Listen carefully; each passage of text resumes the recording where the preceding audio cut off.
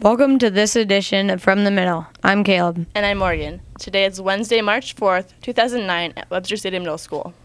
The food drive in honor of Aaron Eilerts went really well, didn't it? Yeah, the total number items everyone brought was 2,450 items. And some people even donated cash. It was $200, wasn't it? I think so. Wow. And here's a big thank you to Mr. Harding and the students in the 7th grade student council who delivered the items on Friday, February 27th to UDMO. I'm sure Aaron would have been really grateful. Thank you. And thank you to the public who helped out at Monday's basketball game and at the 5th to 8th grade band Pops concert. Thank you. It's kind of weird how the worst tragedies can bring out the best in people. It certainly showed at WCMS and in the community. Definitely. Good job, guys. And speaking of good job, those 5th graders did some pretty good donating, huh? Yeah, but I think it's time. Time for what? A photo op. A what? Hello, ye old people. Sorry, I'm pretty sure that's how people who lived in Colonial Williamsburg talked and still do. I'm talking about Colonial Williamsburg because that's what the 5th graders are doing, or learning, you could say, in history. We're learning it so we can learn the 6 aspects of life in a colonial region. They are trade, slave life, education, religion, government, and social life. We haven't started reading the chapter exactly, but we have skimmed it over and had a presentation about it from Mr. Sadler. Mrs. Sadler's husband came on February 25th to tell us about Colonial Williamsburg. I learned tons about Colonial Williamsburg, and I hope that the other 5th graders did too. Some of the really important places in Williamsburg are the Governor's Mansion, William and Mary College, and the Bruton Parish Episcopal Church. Some of the interesting facts are that they spelled jail, G-A-O-L, not J-A-I-L. And in the parish church, you sit in pull-out boxes that are specially made for your family. Colonial Williamsburg is in Virginia, near Jamestown. That's all for me, but the thing about the way they spell jail is way cool, right? Like, right! This has been Ye Courtney. Now I'm going to send you all the way back from Williamsburg to Ye Ashley. Bye! Hi, I'm Ashley, and on the 25th of February, we 5th graders had a game party in the Commons. Sing! Of course, we also had a motive for our partay. The 5th graders collected the most food for the Aaron Eilerts food drive. We collected 860 items. Thanks, donators. And now to the photo montage. And I'm going to sit back and watch because life is sweet.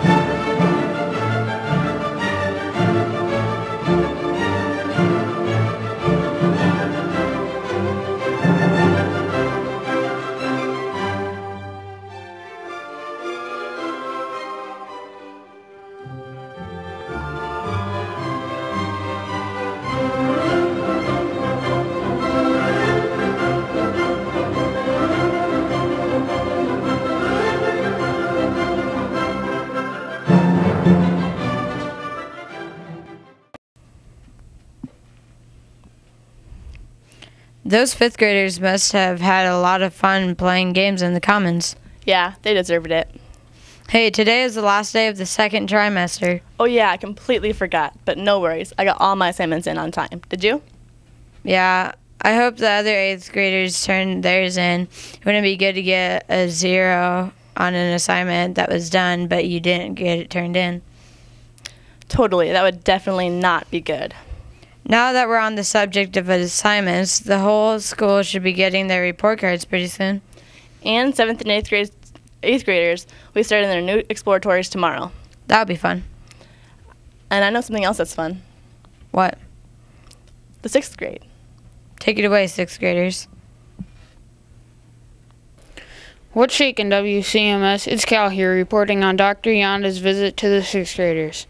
The short explanatory dissection of a pig left us all awestruck last Friday.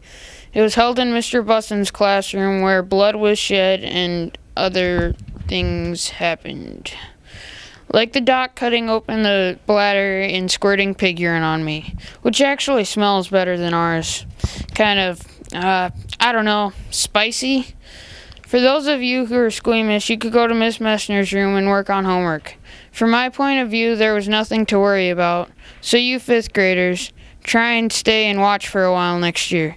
This has been Cal with From the Middle. Now back to Morgan and Caleb. I love pigs. Okay. There are some pretty good wrestlers in the 7th grade ring, huh? Yeah, reversal. What? I reversed it. Huh? It's your turn to talk. Oh, okay. Well, did you know that our middle school is hosting the Chamber Coffee this Friday? No, I didn't. Do you like coffee? No. Me either. Yuck. I don't think it's all coffee, though. But it's called a chamber coffee. I know, but I'm pretty sure there's some treats, too. Oh, I see. Let's go see what the 7th graders are up to. Maybe geography. I wasn't asking you. Hello, this is Madison here. And if you're wondering why I'm doing this British accent, it's because I'm doing persuasive writing on London, England. For geography, the 7th grade is working on persuasive speeches of any country in Europe we pick. First, we had to give out some main information like what the language is and what they call the money and so on. Then we had to give out some of their cultural foods and some sites you may want to visit. In London, you cannot leave without having some scones and tea and maybe some chowder and spotted dick, containing steamed pudding with dry fruit. Oh yay, but you do want to use your time wisely on researching about your country. Now we are using the information we collected to begin our speeches. Keep up the good work, 7th graders. Cheerio! I remember studying Europe. My teacher's Mrs. Crystal. She was my teacher, too. Really? Yeah, but we didn't write persuasive speeches. No, but this year, my current language class is studying the Holocaust. Mine, too. I think it's really interesting. Hitler was a horrible man. Yeah. Really? What? You agree with me?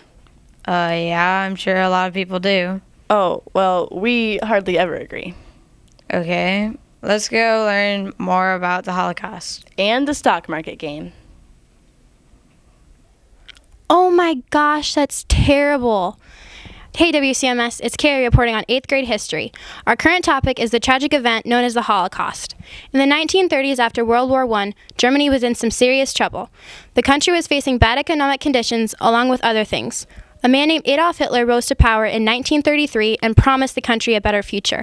What much of the country didn't realize or pay attention to were Hitler's views of supremacy. He thought Aryans, or people with blonde hair and blue eyes, were better than any other race. As a result of his discrimination and prejudice, the Nazi Party formed the same views and followed Hitler's gruesome orders. All Jewish, Gypsy, and homosexual people were to be killed, and as the war progressed, handicapped people were added to the list. Hitler blamed them for the current troubles in Germany and elsewhere in the world. Anyone who opposed his views was to be slaughtered where they stood. Jews, gypsies, and homosexuals were forced from their homes by Nazi officers, and many had to line up in the streets. There, they would be spat on, had things thrown at them, would be called terrible names, and some were even shot for the entertainment of the crowd. Those who lived were sent to concentration camps. The Nazis referred to them as work camps, but that wasn't exactly what they were. Once there, everyone was given a tattoo that served as a brand on the inside of their forearm, between the bend of their elbow and their wrist. There, they were forced to give up their clothes for thin, pajama-like garments. Then the back-breaking work began. They had to work all the time, rain or shine, freezing or scorching, sick or well. As a result, many people were struck by disease, were malnourished, and had lice. Sleep deprivation was common, seeing as their beds were wooden bunk beds without the mattress. For fun, Nazi officers would tell a Jew to strip down and sleep on barbed wire. People quickly became sick and died. The average length of time between a Jew's arrival at a concentration camp to the time of their death was a mere 37 days. The eventual arrival of the United States, the Soviet Union, and France, among other countries, gradually decreased Hitler's power. By 1945, Hitler had lost all power and the Holocaust was over. Hitler committed suicide on April 30th of that year, and all concentration camps were shut down. Other Nazi officers were tried for the crimes committed. Jews, gypsies, homosexuals, and the handicapped were free to practice as they pleased, and surprisingly, Germans claimed they had no idea what was going on during the time of the Holocaust. In the end, the final death toll was around 6 million, and 1 out of every 4 people killed was a child. That comes out to more than 1,500,000 kids alone. This has been Carrie reporting for From the Middle. I think the stock market game will be fun. Me too. Speaking of fun, the 8th graders who are going to Washington, D.C. will have fun this spring. Yeah, and to get ready to go, they need to have another meeting. Listen carefully, 8th grade. The meeting for WC to DC will be for the students and their parents at 7 p.m. on Thursday, March 5th. Again, it's 7 p.m. on Thursday, March 5th. And it's getting close to the end of our show. It's sad, but it's true. It's so true. Yeah. Whoa, deja vu. What? We've reached the end of our show. Well, we'll see you next week. From the middle.